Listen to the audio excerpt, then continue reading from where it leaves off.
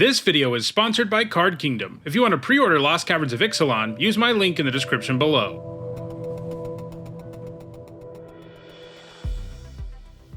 Hi everyone, I'm Ixalan, and today I'm bringing you my Archetype guide for Lost Caverns of Ixalan Limited. Over the last several days, I've given you my thoughts on every card in the set in my set review.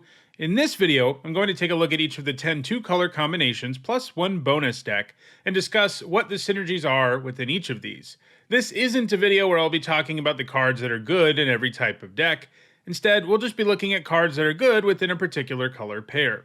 However, if you want my thoughts about all the cards, including the best ones, that's what the set review is for. Alright, let's dive in with a look at our first color pair, which is black-white. We'll be starting with 4 color pairs, all of which are at least somewhat interested in artifacts. That's one of the big themes in the set, and that's true of black-white, which is a sacrifice deck, but every sacrifice effect in this format, at least within these 2 colors, lets you sacrifice a creature or artifact, like Bartolome del Presidio, a 2-mana 2/1 that can sack creatures or artifacts to put a +1/+1 counter on himself. That's a powerful thing, being able to sacrifice things as many times as you want and at instant speed, and that's really what this color pair is about. Let's look first at the payoffs and the outlets for sacrificing things. So you've got Bartolome, of course. We've also got Dusk Rose Reliquary, an Oblivion Ring effect that requires you to sacrifice an artifact or creature when you cast it. You've got Glorifier of Suffering, who, when it attacks, lets you decide if you want to sacrifice a creature or artifact, and if you do, you put a +1/+1 counter on each of up to 2 target creatures. Vanguard of the Rose is a 2-mana 3/1 that can become indestructible if you pay 1 generic and sacrifice another creature or artifact. Acolyte of Aclazotz is a 3-mana 1/4 that lets you tap it and sacrifice a creature or artifact to drain the opponent of 1 life.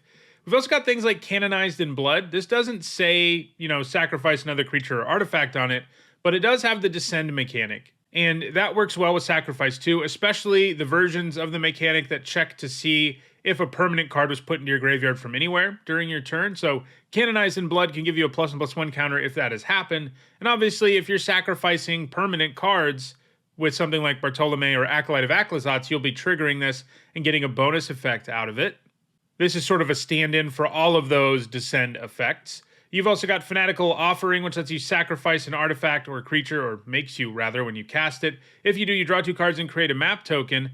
This card might be particularly good in this deck because the effect itself lets you give something up for value, but then you get a map token, which is something else you can sacrifice for value. Vito's Inquisitor is a 4-mana 3/3, and you can pay 1 black and sack artifacts or creatures to give it +1/+1 counters and menace until end of turn. Tithing Blade I have here is a stand-in for everything with craft. While crafting isn't sacrificing, this is a color pair that has a bunch of good fodder for sacrifice stuff.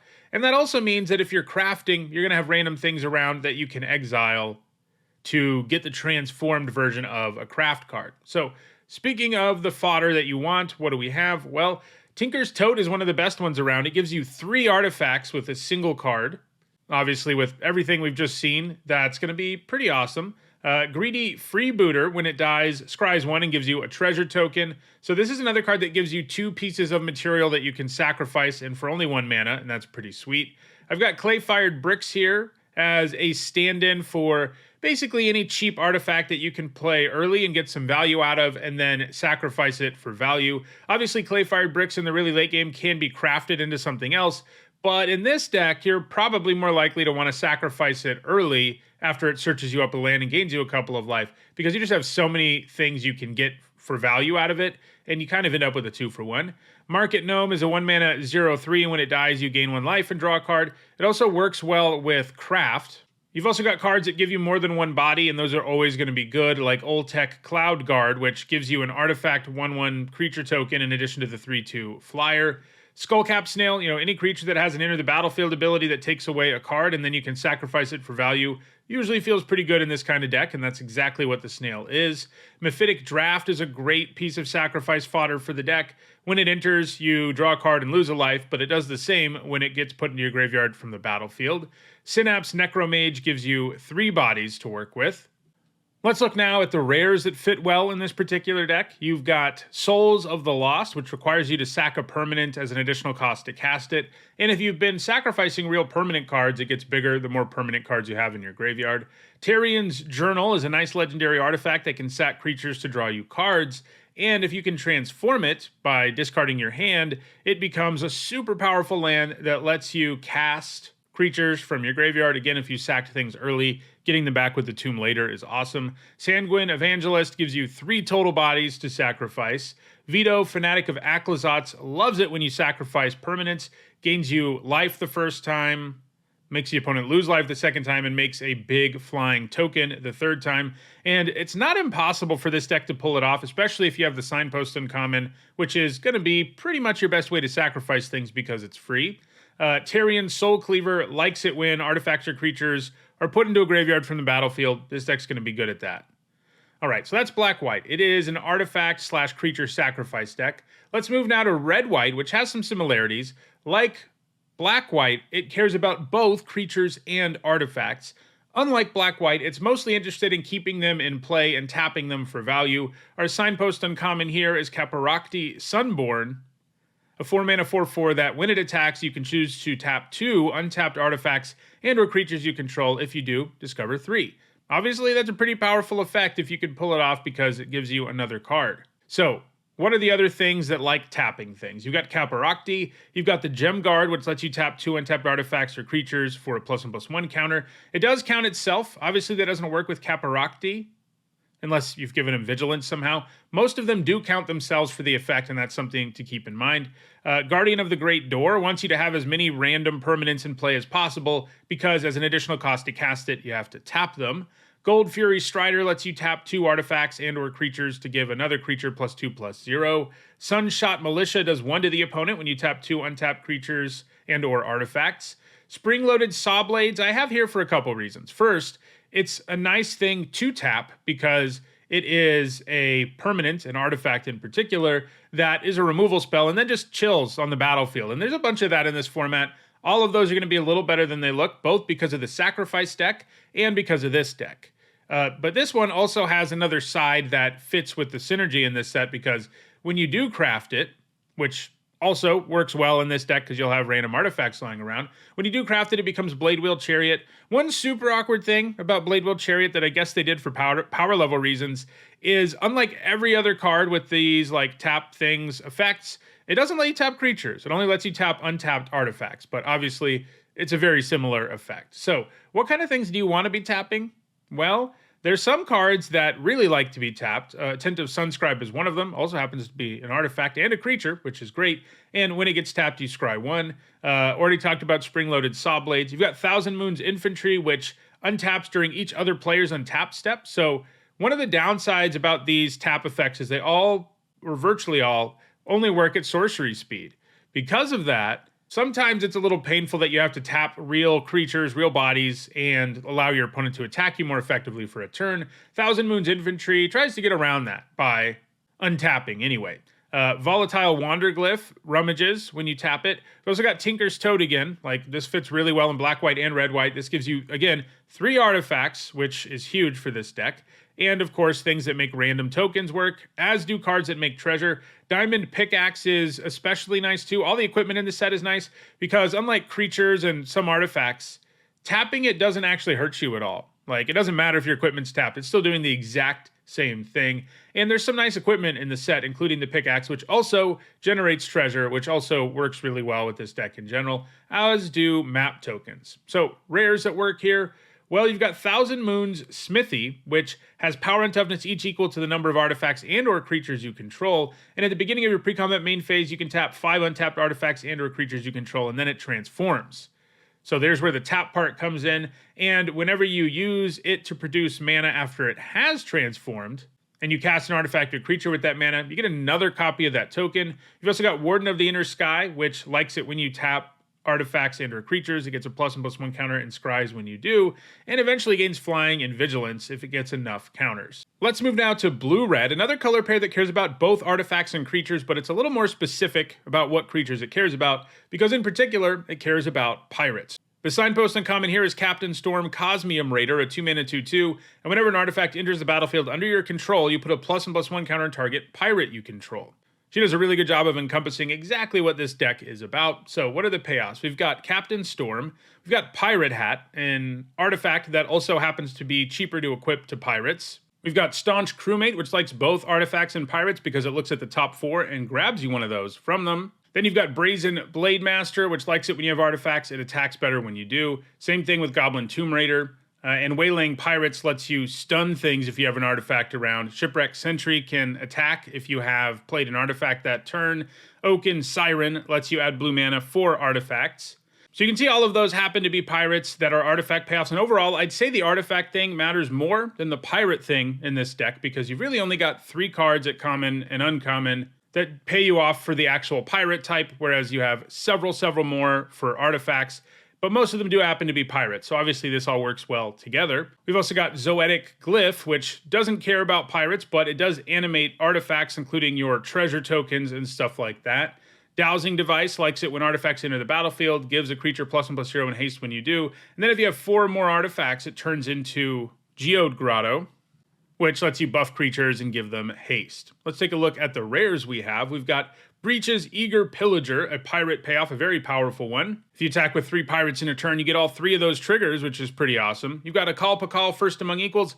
Not a pirate, but definitely an artifact payoff, and this is the best deck for it, most likely because this is the blue deck that cares the most about artifacts, I think. Draws you cards and loads your graveyard at the beginning of your instep if an artifact enters the battlefield under your turn. You've got Poetic Ingenuity, which gives you a 3/1 red dinosaur creature token when you cast an artifact spell. And when dinosaurs attack, you get treasure. So this fits really well here. The deck's not going to naturally have that many dinosaurs, but it's going to have a lot of artifacts that make dinosaur tokens. Those dinosaur tokens are going to make treasure, which then can give you all sorts of bonuses. You've also got Saheeli, the Sun's Brilliance, which makes token copies of another target creature or artifact you control and turns them into artifacts. So not only is that ability just powerful anyway, but if you have like artifact payoffs in play, but you don't already have an artifact, her ability can, in fact, give you one, at least until end of turn. So that's blue-red, pirate artifacts.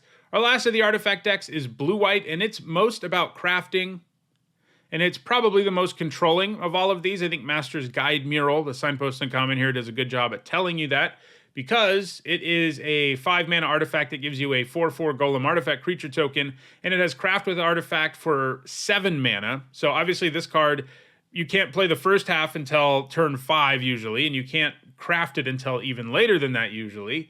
But in the end, you get a really powerful card because it becomes Master's Manufactory, which can immediately pump out another token.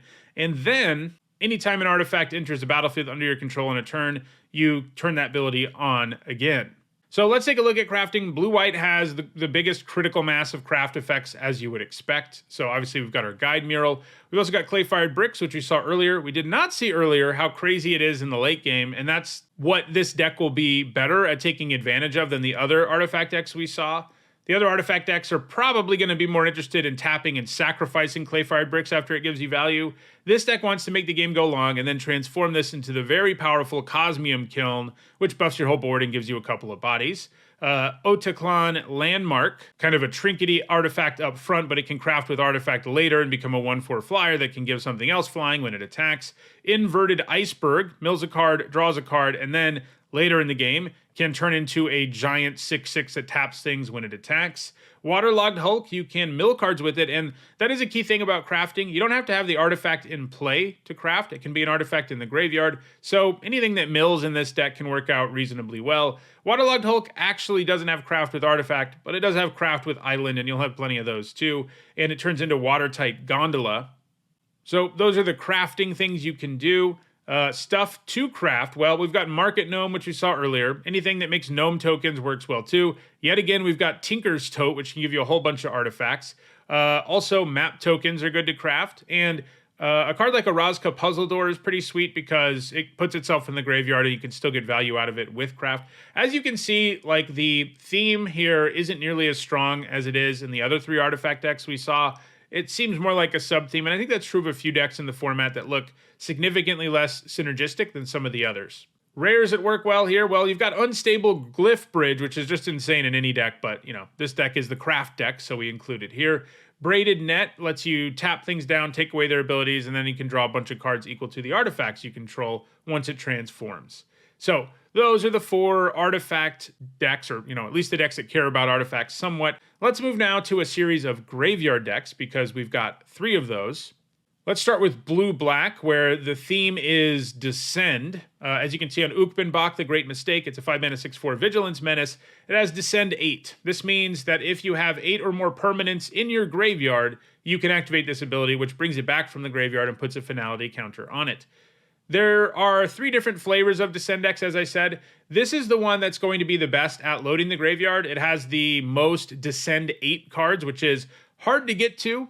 The other 2 Descend decks we're going to look at focus a little more on Descend 4 and on putting 1 permanent at a time into the graveyard, whereas this deck is about trying to put as many permanents in your graveyard as possible. And with all 3 of these decks, it's important to have a very high density of permanents. They set up the format so you can do that. There aren't that many instants and sorceries in the set. And in an ideal world, you're probably running like 0 of them. You're probably going to end up with 1 or 2 usually. But if every card in your deck counts towards Descend 8, that's just way better than it would otherwise be.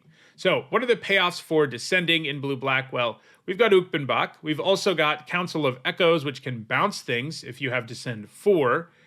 Didact Echo, which draws you a card if you have Descend 4. Frilled Caveworm, which becomes a 4/5 if you have Descend 4. Song of Stupefaction, which has Fathomless Descent. This means it counts every permanent in your graveyard and then has an effect. In this case, gives -X, -0, where X is equal to the number of permanents. Importantly, the song also mills you, which is something you're going to want to do in the format. You've also got Brood Rage Mycoid. This is one of these cards that checks to see if you descended, and if you do, it gives you value. I do think this card is going to be better in like black-red and black-green than it is here, because this deck is more about putting as many permanents at a time into your graveyard instead of like 1 at a time, which is the way you get the best value out of something like Brood Rage Mycoid. But it's still going to be good here because you're going to be descending. Similarly, we've got Canonized in Blood, which we saw earlier, can give you counters. Later in the game, it can also sack itself and add to your descend. Chupacabra Echo, a creature with an Enter the Battlefield ability that gives -X, -X, where X is equal to the number of permanents in your graveyard. That's real strong. Deep Goblin Skulltaker, like Brood Rage Mycoid, it feels like it fits more in black-red or black-green, but it's another card that checks to see if you descended, and it gets a counter if you have during a turn. Echo of Dusk becomes a 3/3 lifelink if you have Descend 4 going. Join the Dead does -10, -10 instead of -5, -5 if you have Descend 4 going. Stinging Cave Crawler, when it attacks, if you have 4 more permanents in your graveyard, you draw a card and you lose 1 life. So how do we go about enabling Descend at common and uncommon? Well, you've got things like Waterlogged Hulk, which we saw earlier, which is a 1-mana artifact that can mill you 1 card at a time. And again, if your deck is virtually all permanents, getting to Descend 4 looks pretty easy. Also, all the craft effects work well with the graveyard. It is a little awkward that you have to remove things from your graveyard sometimes to craft, which might drop you below Descend. But when you're taking away an island, you can do it from in play too, of course. And, it's kind of worth it here because you end up with a really powerful vehicle with Descend 8 that can't be blocked when you have 8 or more of those permanents. You've got Inverted Iceberg, which comes into play and mills a card. So, another card with like a random incidental mill effect. Also has Craft, which works with the graveyard. You've got Another Chance, which can mill 2 cards, and you return up to 2 creature cards from your graveyard to your hand. You've got Deathcap Marionette, which mills 2 when it enters. You've got Screaming Phantom, which mills 1 when it attacks. You have Confounding Riddle, which has a mode where you look at the top 4, put 1 into your hand, and the rest into your graveyard. So, obviously, Another Chance and Confounding Riddle are not permanents, but because they contribute to your descend anyway, they kind of get a pass here. I mean, Confounding Riddle can put 3 cards into your graveyard, which is a huge number, especially if they're all permanents. Orazca Puzzle Door puts itself and then 1 card into your graveyard. Hopefully that gets you halfway to Descend 4. River Herald Scout I have here because Explore works really well here. You can put the top card of your library into your graveyard if it's a non-land when you explore. And this is a deck where you're going to consider doing that sometimes. Sage of Days enters, and you can look at the top 3 cards of your library. You can put 1 of those back and put the rest into your graveyard. So in other words, it can mill 3 all on its own, and then if it trades, you might have just gotten to descend with a single card. Sacrifice effects also work here. I do think they're a little less good than just going directly to the source, your library, in this particular deck. But they do work here for putting things in the graveyard. I also like land cyclers in pretty much all the Descend decks because early in the game you can cycle them away, make sure you hit a land drop, and then get some value out of them being in the graveyard. Discard effects also work, like Bloodthorn Flail, getting rid of a card from your hand. In any way, shape, or form counts, as descending and putting the permanent into your graveyard will get you closer to descend 4 or descend 8. So what are our rares? Well, we've got the Ever-Flowing Well, a legendary artifact that when it enters, mills 2 and draws 2, so already helps you get to descend. Then it also happens to have descend 8, and if you get there, it transforms into the Myriad Pools, which lets you make another permanent into a copy of a permanent spell that the Myriad Pools casts using its mana. You've got Corpses of the Lost, which checks to see if you descended in a turn, and if you did, you can pay 1 and return it to your hand and keep getting more skeletons. We've already seen Souls of the Lost. It has Fathomless Descent. This deck will be pretty good at making it huge. Stalactite Stalker, another card that checks to see if you descended, and if you did, it gets a counter. Starving Revenant enters and surveils 2. Surveil already lets you potentially put 2 cards into your graveyard. That works well here. Then, of course, it also has Descend 8, which lets you drain 1 life every time you draw a card. Terror Tide has Fathomless Descent. It's a big -X/-X removal spell. The Ancient One has Descend 8. It can't attack or block unless you have those 8 or more permanents in your graveyard. It also has an ability that helps you get there because it draws you a card, then you discard a card, and when you discard a card that way, you mill cards equal to its mana value. You can also mill your opponent, but in this deck, more often than not, it's going to be better to mill it yourself. We've also got Wail of the Forgotten that has Descend 8. It's a modal spell with 3 options, and you can choose all of them if you have Descend 8, which is pretty great. If there's any deck for Throne of the Grim Captain, I think this is it. First of all, you're kind of interested already in an artifact that can mill 2 cards at a time. Like, that's going to make your cards a lot better, right? Then you also need to have, to unlock its full value anyway, you need to have some mix of dinosaurs, merfolks, pirates, and vampires. And if you're really good at loading your deck, and you have at least a couple of each of these, actually getting to the point where you can craft this and turn it into an unbeatable 7/7 seems pretty doable here. We've also got, of course, the creature land for this color pair, which mills 4 cards at a time, which is going to be pretty good if you've already got some Descend things on the board. Can also go after your opponent. So that's blue-black. It's a Descend deck. It is the best at milling itself and really taking advantage of having as many cards in the graveyard as possible. Next, let's move to black-green, which is also a Descend deck. Our Signpost Uncommon here has Descend 4 and Descend 8, and it gets a lot scarier the more permanents you have in your graveyard. Let's take a look at the common and uncommon payoffs. We do not need to go over all of the common and uncommon payoffs in black that we've already seen, but there are some green ones to add to the mix. You've got Basking Capybara, which becomes a 4/3 if you get to Descend 4. Kawadi's Scavenger, which returns a permanent from your graveyard to your hand if you have Descend 4. And Malamet Veteran, which when it attacks, checks to see if there are 4 or more permanent cards in your graveyard, and if there are, puts a +1 and +1 counter somewhere. Enabling Descend, we've already seen a lot of these too. Sacrificing, discarding, straight up mill effects, those work. There are some green ones to add to the mix though, in Mineshaft Spider, which mills 2 when it enters. I have Cenote Scout here. Again, Explore works for this kind of deck. In the Presence of Ages, looks at the top 4, and you put a creature card and or a land card from among them into your hand, and the rest into your graveyard. So as you can see, this deck's not as good at like rapidly getting a bunch of cards in the graveyard as blue-black.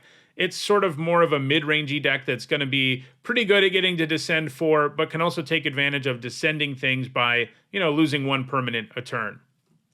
What rares fit in here? Well, we've got Squirming Emergence, a reanimation spell with Fathomless Descent. Corpses of the Lost we've already seen, Souls of the Lost we've already seen, as well as Stalactite Stalker, Starving Revenant, and Terror Tide. But there's also the Myco Tyrant. Unlike all the other Descend effects, this one does check to see how many times you descended in a turn, and then it makes that many tokens. So, if you milled yourself 4 cards and then get 4 tokens, it's kind of nuts, especially because the Myco Tyrant gets bigger and bigger. It's going to make a whole lot of tokens very, very quickly.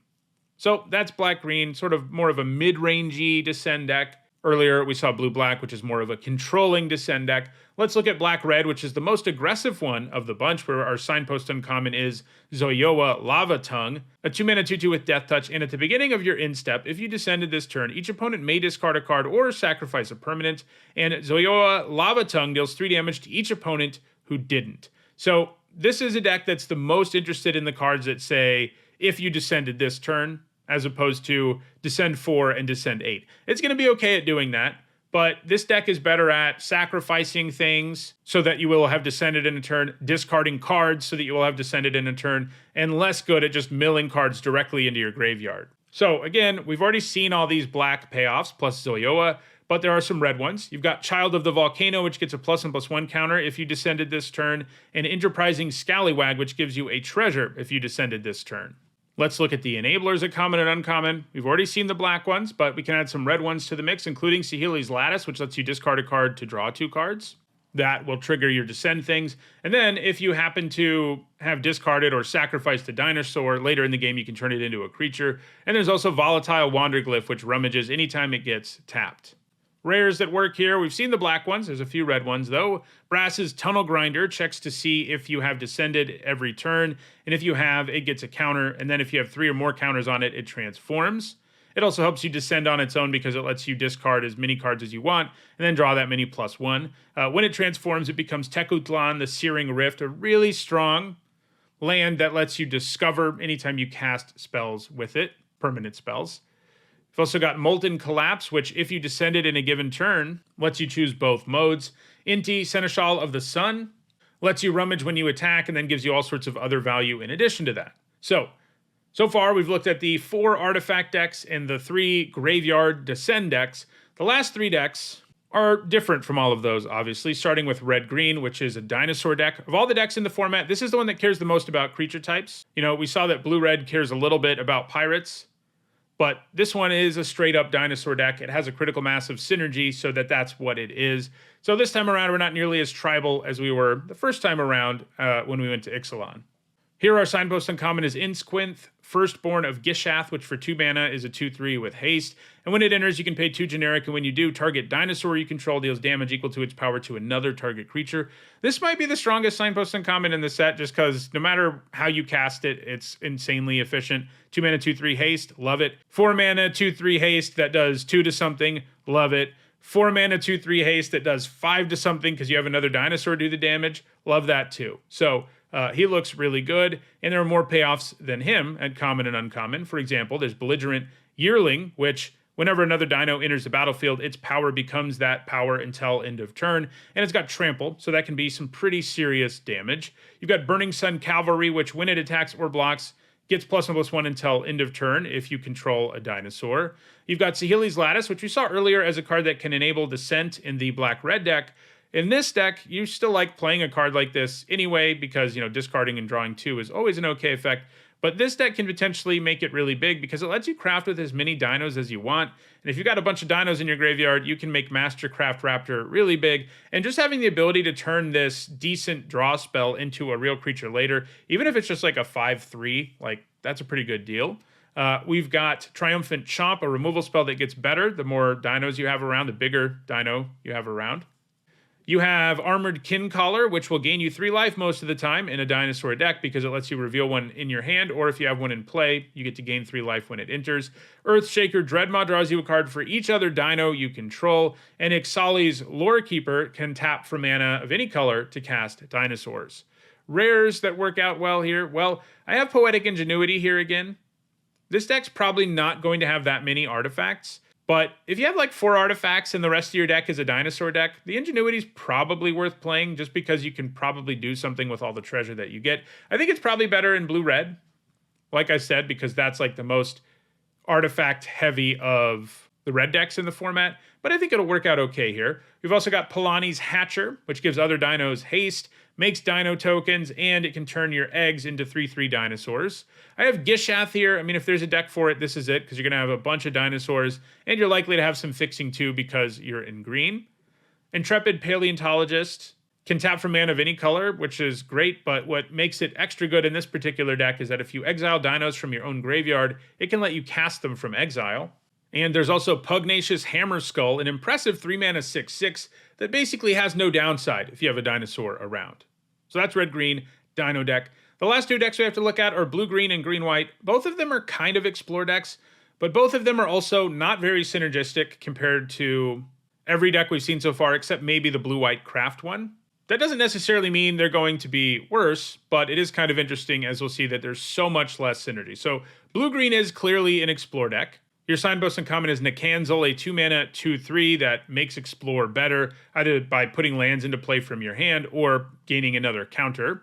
But there really aren't that many payoffs for exploring, and that's what makes it seem like we've got less synergy here. So in addition to Nikanzel, all we've got are 2 other uncommons, Merfolk Cave Diver, which gets +1/+0 and can't be blocked when you explore, and Twists and Turns, which explores when it enters and lets you scry 1 before you explore, and if you get enough lands into play, which Explorer can help you do by drawing you extra lands, it transforms into the powerful Mycoid Maze.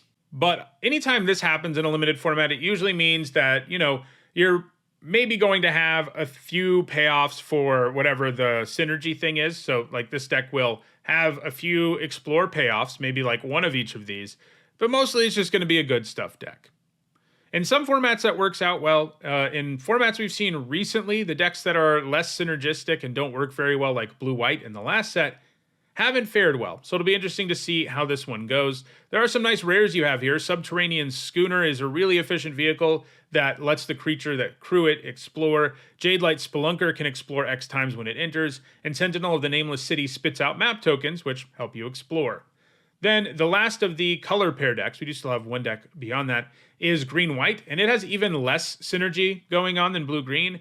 The Signpost Uncommon seems to tell you that you're supposed to be caring about raising your creature's base power, and green-white is the color pair apart from blue-green with the most explore available, so exploring is one of the best ways you can do this. But there's only one uncommon and one mythic rare that actually pay you off for having creatures with power greater than their base power. So again, this looks to me like it's going to be like a green-white aggro deck, which will occasionally have, and very occasionally in this case, have a bit of a theme where you do in fact draw cards or make your creatures with higher than normal base power bigger. But mostly it's just going to be a good stuff aggro deck, whereas blue-green's probably going to be like a good stuff mid-range control deck. All right, so those are the 10 color pairs. There is still one more deck to talk about that I think is going to have a prominent spot in this format, and that is 5-color Caves. So if you played during, I think it was Guilds of Ravnica, it was one of the more recent Ravnica sets, there was a Gate deck, and Gate was a land subtype, and you had a bunch of cards that paid you off for doing stuff with them. More recently, if you played in Dominaria United, there were these like 5-color Defender decks, where you had, spread across all the colors, payoffs for having defenders around. It wasn't a normal archetype where, you could just draft 2 colors and it would work most of the time. It was a 5-color deck. And this cave deck is one of those. It's in the same category. So to start looking at it, I think it's important to look at 3 of these caves, 2 of which are common, 1 of which is uncommon, and they all have, obviously, the cave subtype, and they all fix your mana. So you have these lands that can fix your mana with this type that you care about for reasons I'll show you in a moment. Captivating Cave can filter mana. Forgotten Monument makes all your caves tap for mana of any color except itself. And Promising Vein is an Evolving Wilds-esque cave. And colorless fixing, I think, is really important for this deck because one of the downsides, if you don't get Forgotten Monument out and Captivating Cave and Promising Vein, if you don't have those, your mana has a potential to be kind of bad because most caves don't produce colored mana. There are some that do. There's one in every color that does it, common, for example. So one of the important things for this deck is having colorless fixing around to make your deck, not have as many problems with mana as it would otherwise. And the fact that you have 3 of these that have this important subtype that you have very powerful payoffs for that also fix your mana makes me think this deck really has legs. So let's look at the cave payoffs now. So we've got Bat Colony, which makes a 1/1 black bat creature token with flying for each mana from a cave spent to cast it. So, if you happen to have 3 caves, this is a 3-mana enchantment that makes 3 1/1s, and then anytime a cave enters, you get a counter. Obviously, that's insane. This isn't something you're always going to be able to pull off, and you probably need like 7 caves to really make this deck work out well, which I think is doable. But you are going to have to take caves kind of aggressively sometimes. You've also got Calamitous Cave-In, a sweeper that does X damage to each creature and planeswalker, where X is the number of caves you control plus the number of cave cards in your graveyard. That part's important because, like the Evolving Wilds we saw, puts itself in the graveyard, but it still gets counted by most of the cave payoffs in the set. Not Bat Colony, but most of them. There's also Cavernous Maw, another cave that can become a creature land if you have enough caves in play and in your graveyard. You've got Compass Gnome, which lets you search up caves and put them on top of your library. You can do it with basic lands too, which this deck is going to need some color fixing to offset playing things like Cavernous Maw, and this is an example of that. There is one rare that works really well here in Cosmium Confluence, which lets you search your library for caves and animate caves. There's Gargantuan Leech, an uncommon that costs 1 less for each cave in your graveyard, and that you control in play. There's Glimpse the Core, which can ramp your mana. Doesn't really fix because it can only grab forests, unfortunately, but it can return caves from your graveyard. There's Scampering Surveyor, which is like Compass Gnome. It lets you search up a basic land or a cave. In this case, you get to put it on the battlefield tapped. And there's Sinuous Benthesor, which draws you 2 cards if you have 2 or more caves in play and gives you some card selection if you have more than 2 in play. There's also Spelunking, which lets your lands into the battlefield untapped. That matters because several caves do enter tapped. And it lets you put an extra land into play, and if it's a cave, you gain 4. There's also Caslim's Stone Tree, which lets you look at the top 6 and put any land from among them on the battlefield tapped. This includes caves, and then it can craft with caves to become a 5/5 vanilla. So as you can see, every color has at least one uncommon that's a cave payoff, and they all cost only 1 colored mana. That's important. To me, that means they really tried to design this as a draftable, functional deck in the format, because if you're playing a 5-color deck, you basically can't play cards that have 2 mana symbols of the same color. They're just going to be very, very difficult for you to cast.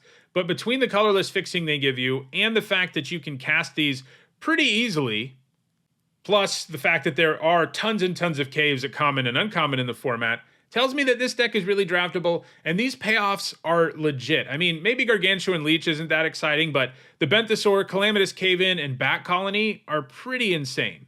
So let's look a little bit more at colorless fixing. There are the things we've already talked about: the Gnome, the Surveyor, Forgotten Monument, Captivating Cave. There's also Sunbird Standard, can tap for mana of any color. Can also transform into a bird that can tap for mana. Careening Minecart gives you treasure. So any colorless source that can give you treasure, pretty nice here. And we also already talked about Promising Vein. But you can see there's plenty of fixing at colorless. You don't even necessarily need to be a base green deck to make this work, which is often the case in like 5-color decks in a lot of formats. I don't think that's true here. You probably do have an advantage if you go that route, because there are a few green cards that tap for mana of any color. And red isn't a bad base color to have either, because you can make treasure. In short, there's a critical mass of colorless fixing, there's a critical mass of caves, and there's a critical mass of cave payoffs. As such, I think the cave deck is going to be legit in this format, and it's probably the one I'm the most excited about drafting. So that's a look at all of the archetypes in Lost Caverns of Ixalan. If you enjoyed this video, don't forget to like it and share it so that others can enjoy it too. If you want to see my set review where I talk about every single card in the set, you should see a playlist on your screen shortly. If you want to make sure you catch future Lost Caverns of Ixalan content, including draft videos and vlogs about my thoughts on the format, don't forget to subscribe and turn on notifications. And if you want to go the extra mile in supporting me and the channel, you can do that by becoming a channel member or a patron. You can find ways to do those things in the description. Thanks for watching.